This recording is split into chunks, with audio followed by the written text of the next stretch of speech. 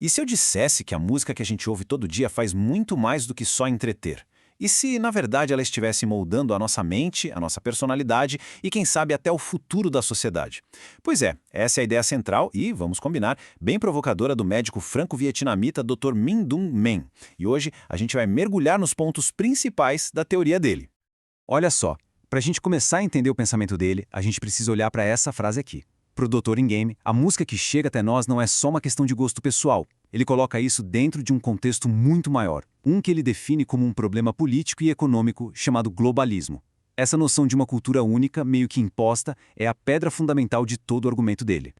Para a gente conseguir desvendar essa teoria, que é bem complexa, organizamos a nossa análise em 5 partes, ok? Vamos começar entendendo por que, para o autor, música é bem mais do que só diversão. Depois, vamos passar pelo modelo de cérebro que ele usa, pela batalha dos ritmos, pelas supostas consequências disso tudo e, no final, pela solução que ele propõe. Então, vamos lá, direto para a nossa primeira sessão. É aqui que a gente vai começar a explorar essa ideia de que a música não é só um passatempo inofensivo, mas sim uma força poderosa que poderia, segundo a teoria dele, moldar o intelecto de uma civilização inteira. E aqui está o coração da tese do autor. Ele basicamente diz que a escolha musical não é uma coisa trivial. Pelo contrário, ela teria o poder de frear o desenvolvimento da inteligência ou, na outra ponta, de fortalecer os pilares de uma civilização. É uma afirmação e tanto, né? E para entender como ele chega nisso, a gente precisa primeiro dar uma olhada no modelo do cérebro que ele utiliza.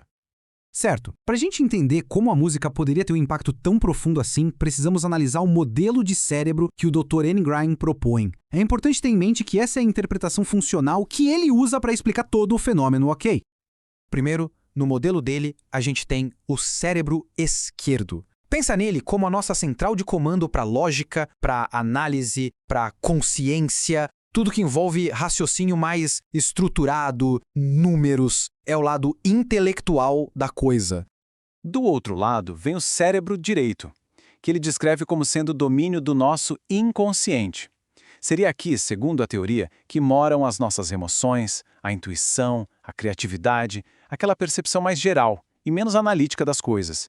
E por último, funcionalmente ligado ao cérebro direito, estaria o cérebro reptiliano. Como o nome já entrega, né? Ele abrigaria os nossos instintos mais básicos, mais primários, agressividade, prazer, sexualidade, enfim, o nosso lado mais primal.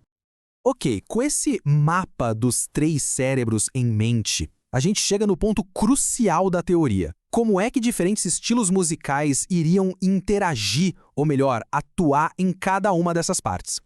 O Dr. Nagin cria um contraste bem forte aqui. De um lado, ele coloca o que chama de ritmo europeu. Ele descreve esse ritmo como algo complexo, baseado em harmonia, que estimularia o cérebro esquerdo, o lado intelectual.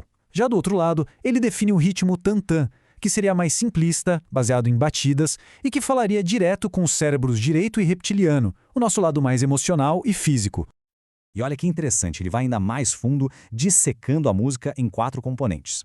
Segundo ele, a melodia mexe com o nosso humor, a harmonia agiria sobre o intelecto, o QI, a massa orquestral, o volume e a complexidade sonora teriam a ver com a nossa saúde auditiva. E o ritmo? Bom, o ritmo seria o elemento-chave capaz de levar o cérebro esquerdo para análise ou de jogar o direito e o reptiliano num estado de transe.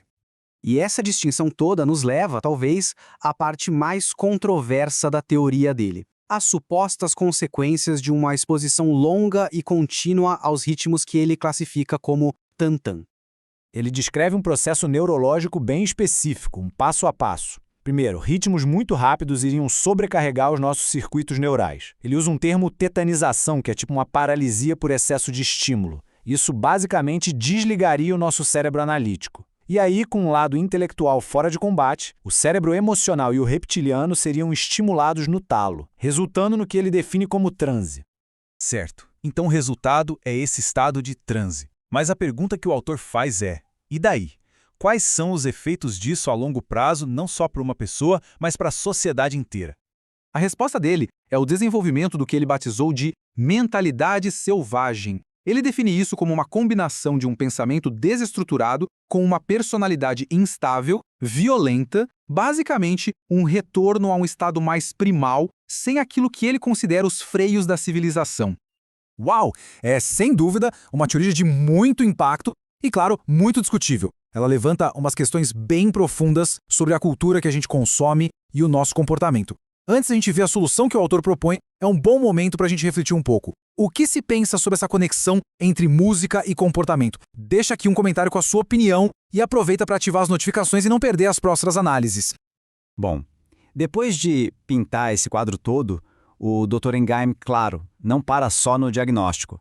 Na nossa última sessão, a gente vai ver o que ele propõe como antídoto para tudo isso.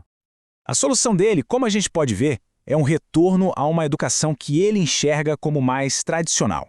Isso inclui a educação religiosa, as artes clássicas como música e dança e, principalmente, fortalecer a estrutura da família como o principal lugar de transmissão de cultura e valores. Se essa análise te fez pensar e ajudou a entender melhor essa teoria complexa, não esquece de deixar aquele like no vídeo e seguir o canal Pneuma BR para continuar recebendo mais conteúdo como este. E a gente termina com essa provocação final que vem direto da perspectiva do Dr. Ninheim. Será que o futuro de uma civilização poderia, de alguma forma, estar refletido na sua playlist? Fica aí a questão para a gente pensar. Até a próxima!